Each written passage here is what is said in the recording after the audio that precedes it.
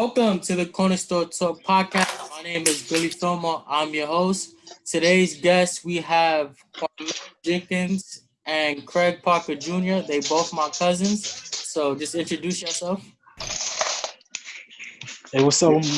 I'm Craig Parker Jr. from North Carolina, Greenville. Talk about a little hip hop history.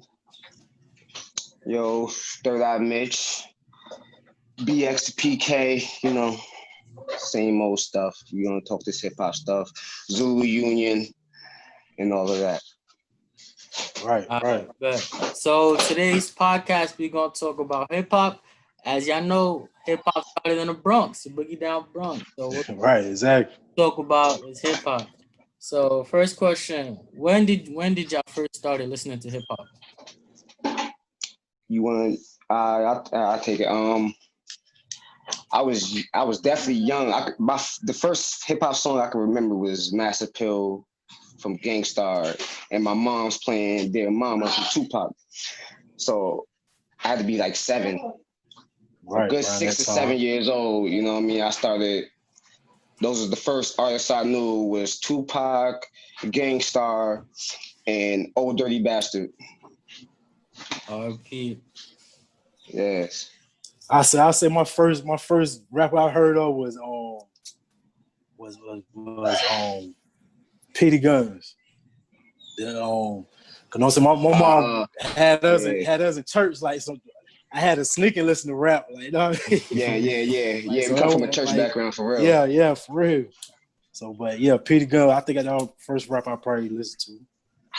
And that's like 99. Yeah. 98, yeah. I don't even know when I started listening. My dad, he a DJ, so yeah. Shout out to Bill. Where so he just be playing all the 90s music. And on that, those is my OGs that put me on the hip hop. Right. Bill, my uncle Andre, stuff like that. Those are the people I got all my hip hop knowledge from. Boo, James, all Jay, that. Ted, rest in peace, Ted. Right. Mm-hmm. So I'm giving y'all the audience a quick lesson on hip hop. As y'all know, with my last podcast, Professor Donna Mohan Ludefeld, one of the things we learned a little bit in the class, the presentation was on hip hop. Right. Some of y'all don't know, y'all be coming at the Bronx a little too crazy. We actually started hip hop. Yes, sir. The Bronx is the originator of hip hop. We get the name Boogie Down Bronx. Right. So the hip hop cultural movement started in the 1970s in Bronx, New York. I'm working on. So hip hop was Black and Latino, so like the urban youth. So what I learned was like hip hop was a disconnect from the 60s and 70s in a sense. So it was like a disconnect from the 1970 activism and the 1960 parent generation or whatever. So hip hop, reading it from here. Hip hop was urban poverty, violence, racism, and police profiling. So that created the hip hop underground. Hip hop. The originator of hip hop was DJ Kool Herc. Of summer 1973, I think his name is Clive Campbell. So Clive Campbell. Yes, sir. 1520 Cedric Ave.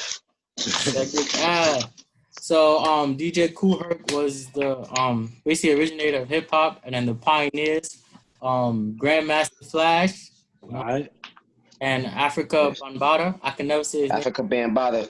Yup, of the Zulu Nation. So respects to the pioneers of hip hop. So as y'all know, they're gonna talk about what did hip hop mean to y'all? What does hip hop mean to you?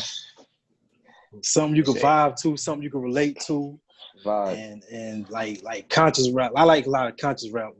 I like when something you can dance to, move to too. But I like something you can feel, like something you can relate to. That's what hip hop is to me. Yeah, it's all spiritual, man. It's a spiritual movement, right?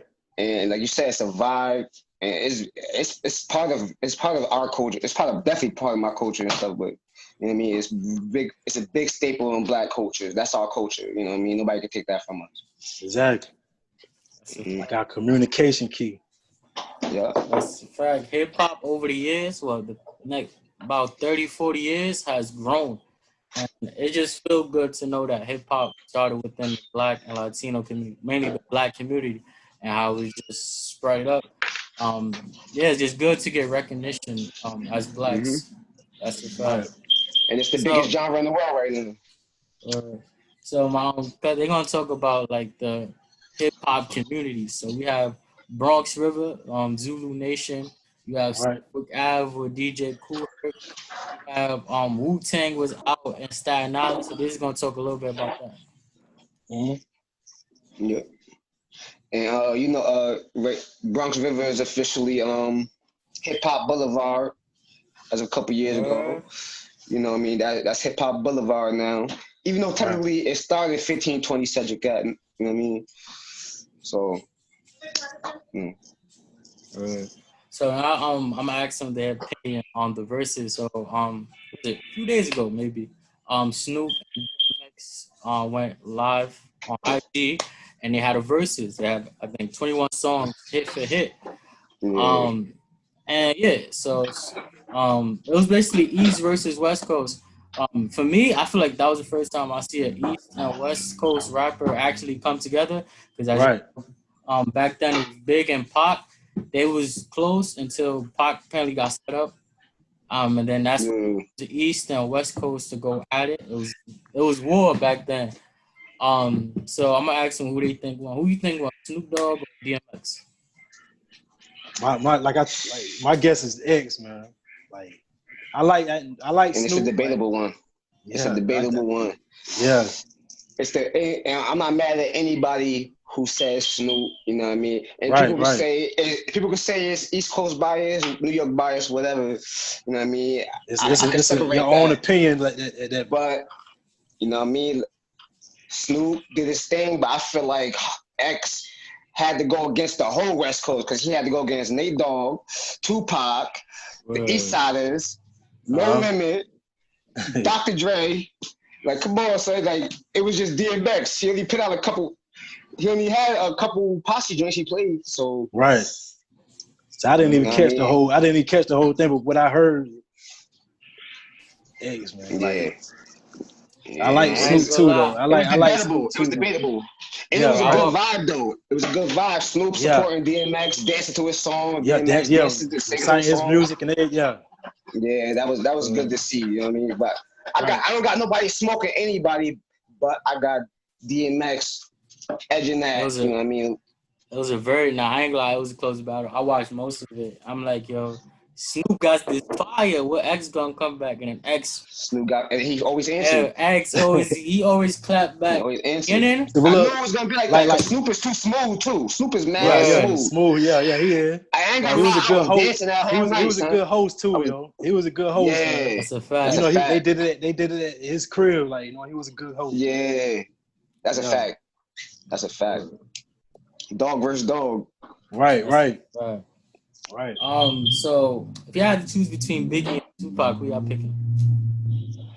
I'm not gonna even hold you, man. Like, you go ahead and answer it, man. All right. Most people don't know Tupac is actually my cousin, so you know, Biggie was lyrically better than Tupac, but I feel like, not to say anybody's more important, but Tupac is a staple. Like, he's really he has important songs, changes. You know what I mean? Songs like he has community songs. Yeah, keep your head up. You know what I mean? Dear Mama, shit like that. You know what I mean? So on that tip, I got to give it. DMX. Tupac was a poet, man. Yeah, he was the better artist. Biggie was the better rapper.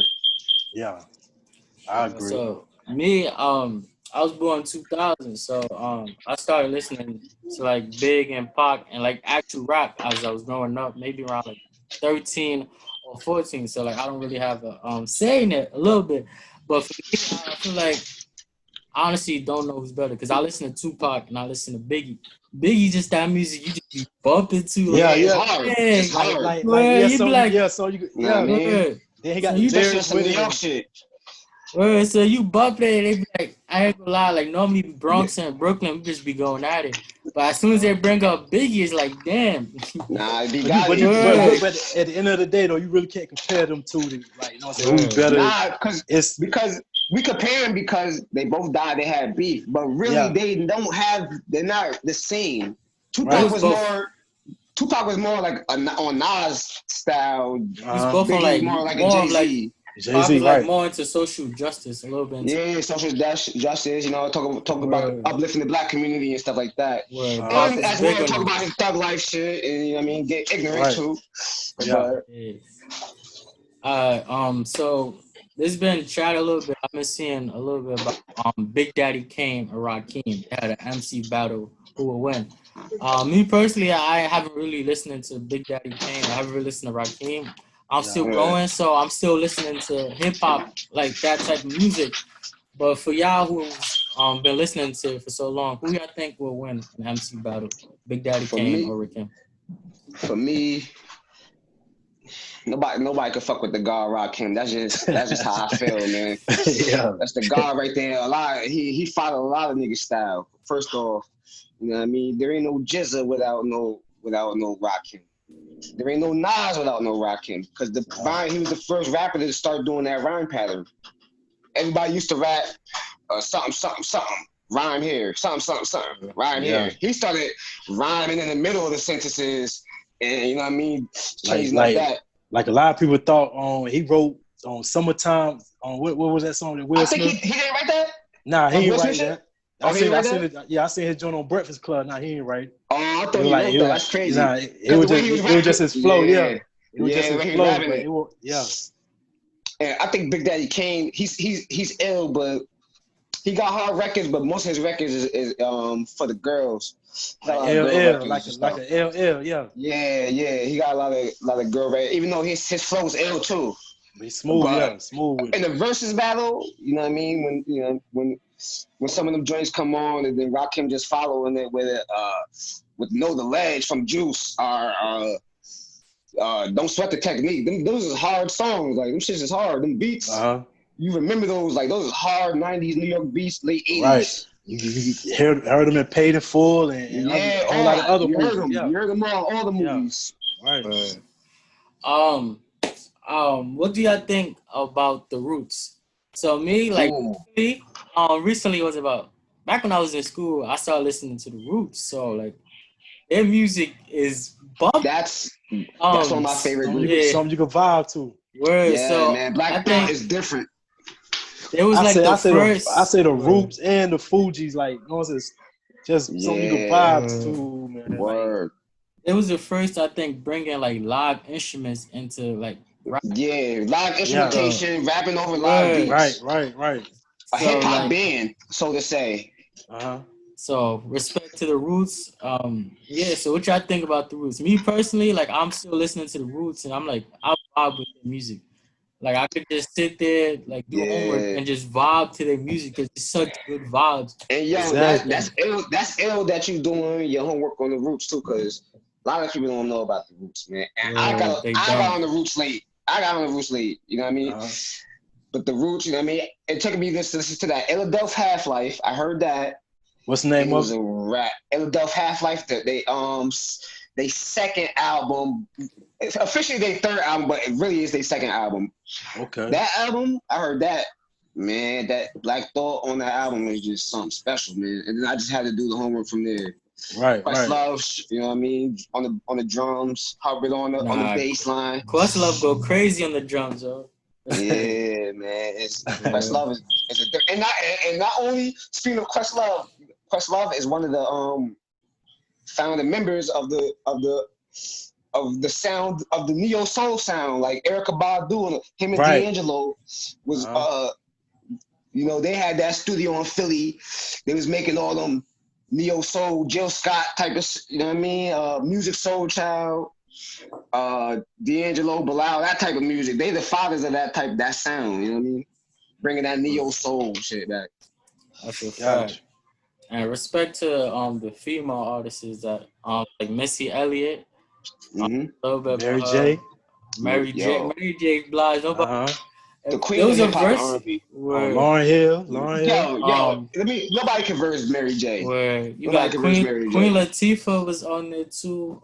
MC Lyte. MC Lyte, Rod Digger, Rod Digger from Jersey. I think Salt and Pepper. TLC. Roxanne Shante. TLC. Exactly. TLC. Right. Shout out to all the female artists, man. Respect. So now I'm gonna have them rank 1 through 5. So now I'm first they're gonna rank the hip hop group 1 through 5.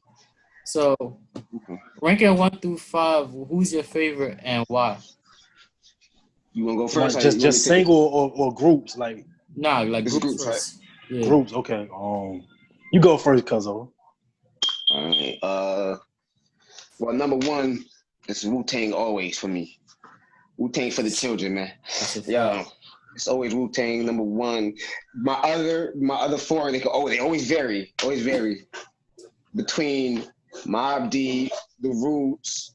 You got, hold on, are we counting Mobb Deep as a group or a duo? You count as a group. It's a group, right?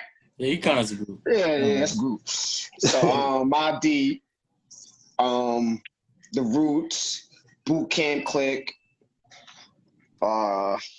This is gonna hurt me because I know I'm gonna forget something. Maybe De La Soul. I'll pick De La Soul as my 5th. I think that's 5, right? Yeah. De La Soul, The Roots, Wu-Tang, Boot Camp Clique, Mobb Deep.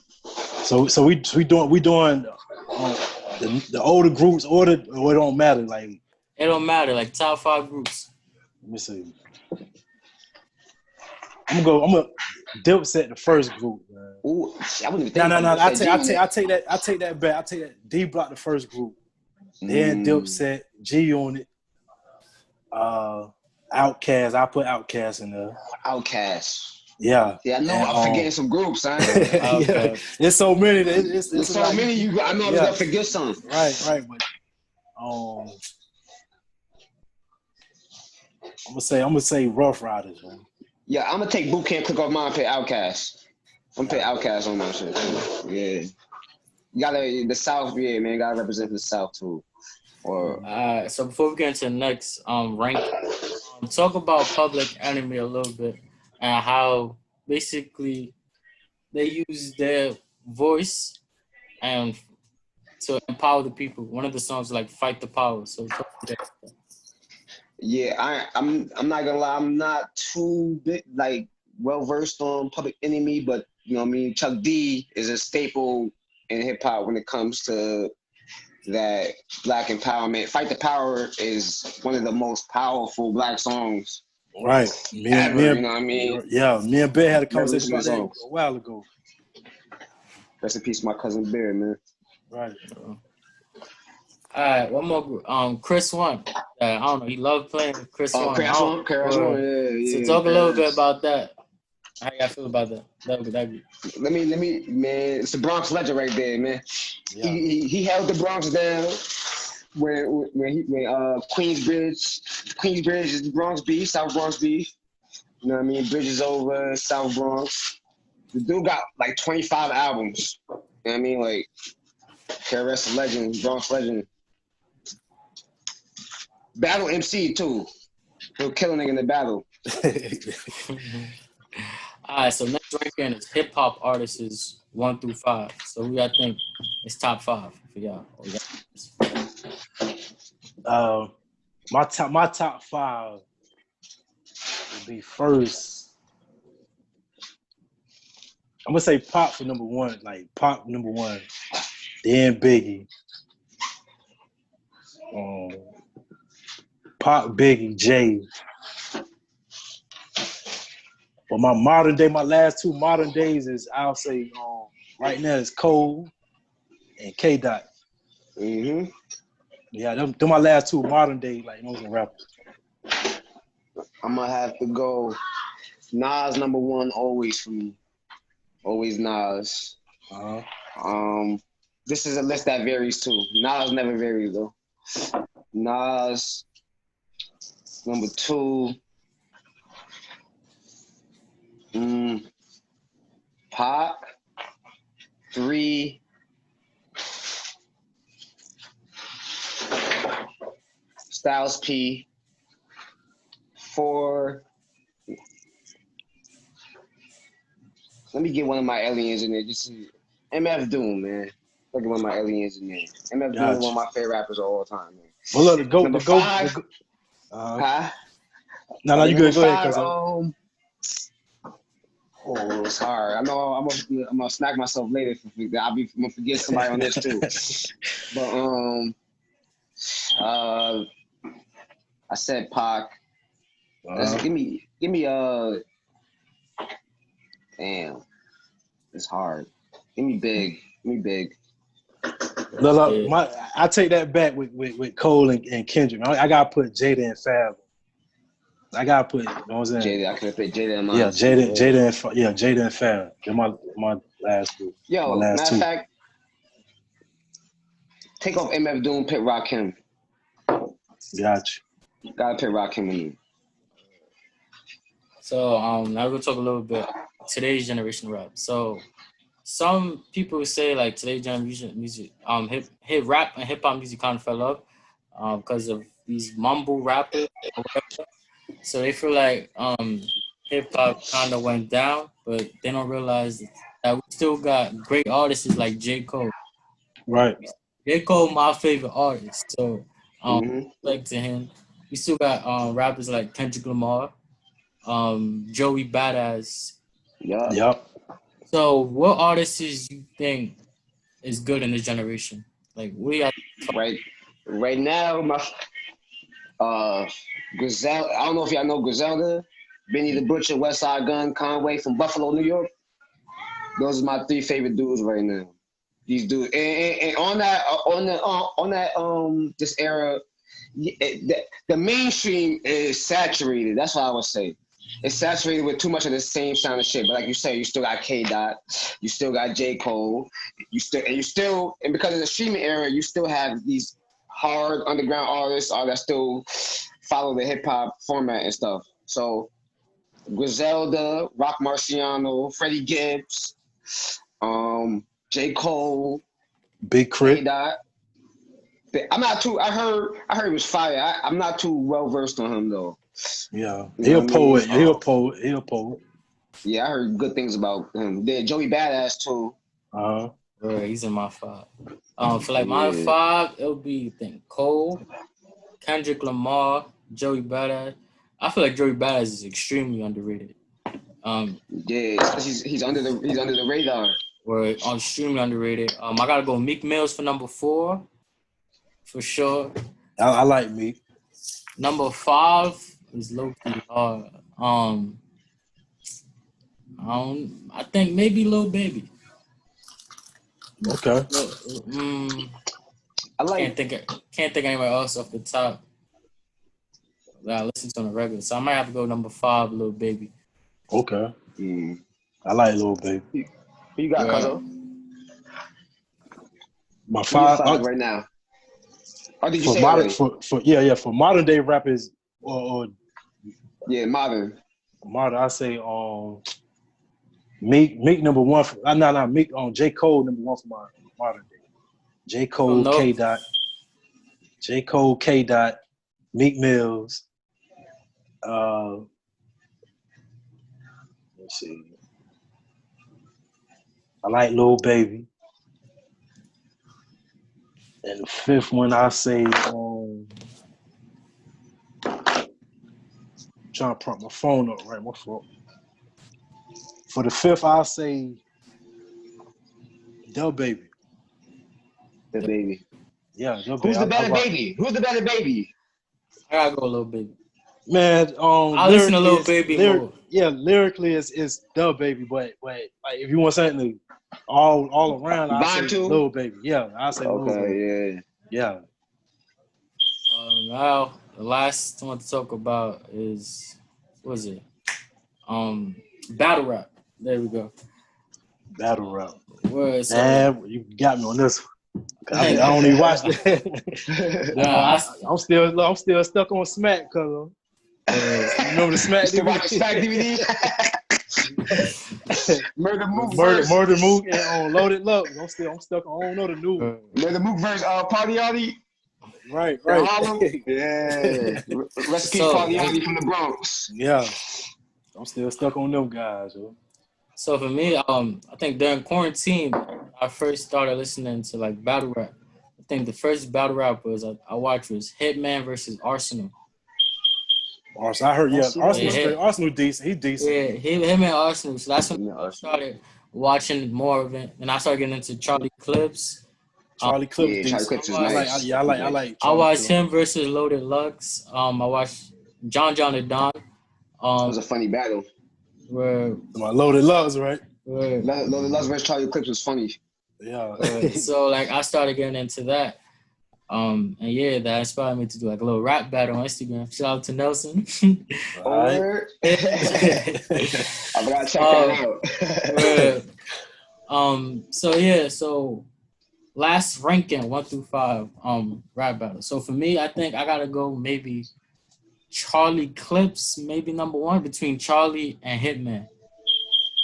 Charlie, he be coming with them bars. Charlie, he's smooth different. With it. Yo, when Charlie he off top with it. When Charlie Clips first came out, he battled Tay-Rock right on Lions Den.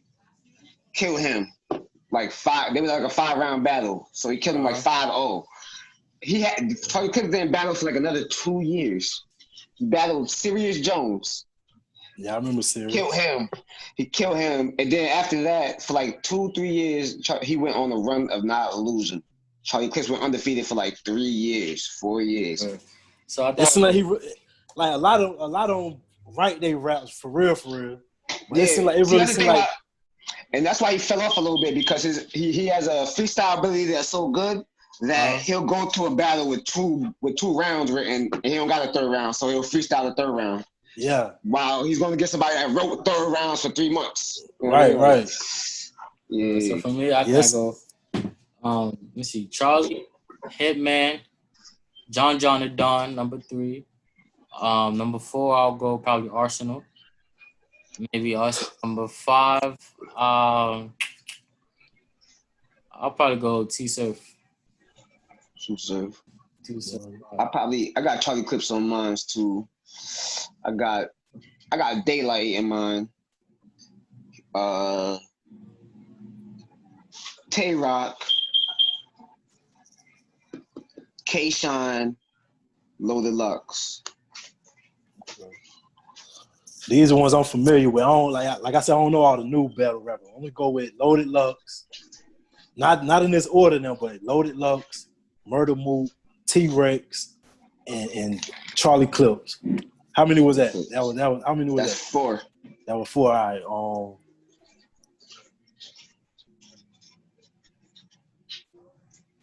I'm gonna go with Arsenal, man. Put Arsenal in there. Yeah, Arsenal. I forgot about Arsenal. All right, last question. If today's generation was to listen to like the old rap, like how I listen to it, Public Enemy, Chris One, Mobb Deep, Wu-Tang, Pac, Biggie, Nas, all of them, what impact would it have on them? If they listen to it? Yeah, because now they listen to their current rap. If they listen to say it again. So basically, the music y'all grew up listening to, and for today's generation, how would it feel for them? I think they'll show a little bit more respect, you know, for hip hop, for what they appreciation. I think they will show a lot of appreciation for it, and because my fault. Go ahead. Go ahead. Like. Music to I really like. Me and you, we heard this growing up. Music is persuasive. Like you can't hear a song or at a young age and you want to imitate what you listen to or it might not be the killing part or the whatever like, but the like to a certain extent you're gonna like imitate what you listen to. Yeah, to a certain extent, like especially if it's like your favorite rapper or something like that, you're gonna try to imitate. Like, it was real lame to sound like somebody else. Like you got clowned for that. That's why a lot of rappers didn't sound like Chuck D. Don't sound like KRS-One. You know everybody didn't. Everybody, not every rapper. You know what I'm saying? Trap or sell drugs or like it won't like that. It won't like that back then. Nah. It wasn't all everybody. You everybody had their own style. Yeah, everybody had their own style. You had your drug dealing music. You had your gangster rap. You had your conscious rap. Then you had your turn up vibe. And you had your bubblegum shit too, because you had Rob Bass, It Takes Two. Yeah, you had your Vanilla Ice and your MC Hammer, that corny stuff too. But right. Everything always sounded different. Everybody dancing, wants a certain dancing music. We had shaking booty music, 2 Live Crew. But everybody didn't make shaking booty music. It's like everybody makes shaking booty music now. Everybody, man. Everybody trapping. Everybody. It's either that or it's the melodic sound, which is ill, but I think it's too many people doing the same thing. Yeah, on the same wave. Everybody on the same wave. It's too many young thugs. Too many people trying to be young thugs or Jeezy, T.I. T-Pain with the auto tunes. Those are some of the newer founders of today right now, where you hear a lot of that sound from. 50 Cent. A lot of people start Troy Ave and Pop Smoke and do something like 50 Cent. You know what I mean? Lil Wayne's influenced Young Thug and all them dudes. You know what I mean? Future. And right now, Future got a lot of babies. Yeah, he do. Yeah, like that's why they use a lot. That's why they own a lot of hooks, man. Like the hook, the melodic joint. And Future. Yeah, they own a lot of hooks. Like the Rod Wave sound, Roddy Rich, right? All that. That might be contributed to like a Drake or Fonte. Nobody gives Fonte from Lil Brother any respect either, because he was like one of the first rappers that was singing. He's from North Carolina. He's one of the first rappers that was singing, and Drake admitted that was his favorite rapper. And Drake raps and he does his singing thing almost to a T, just like him. You know what I mean? So respect to Fonte from Raleigh, North Carolina, man. Our dorm. Gotcha. I think you had told me about him before too, man. Yeah, little brother, Knife Wonder. Rapper Big Pooh and Fonte. They from North Carolina. Right. I guess to do 3 goals for the remainder of 2020. So what are 3 goals you have for the remainder of 2020? I need a business. You know what I mean? For 2020? Yeah. Yeah, this year. I need a business. I'm gonna start a podcast. And I want to put out like a little 5-track EP. You know what I mean? Just so I could say I put out something for myself, man. And I don't need nothing from it, man. Right. For 2020, man, I'll say I'm still working on getting my CDLs and it take off from there. Like whatever fall through after that. But the CDL thing, the CDL, that's the main objective right now. Indeed. Yep. So this podcast has come to an end. Follow Corner Store Talk Podcast on YouTube. Link will be below. And follow the Instagram Corner Store Talk _podcast. Thank you everybody for watching. Thank you to my cousins Craig and Mitch for joining to talk about hip hop, because hip hop is important, especially in my community. And yes, sir. Peace out. All right. Ivan the producer.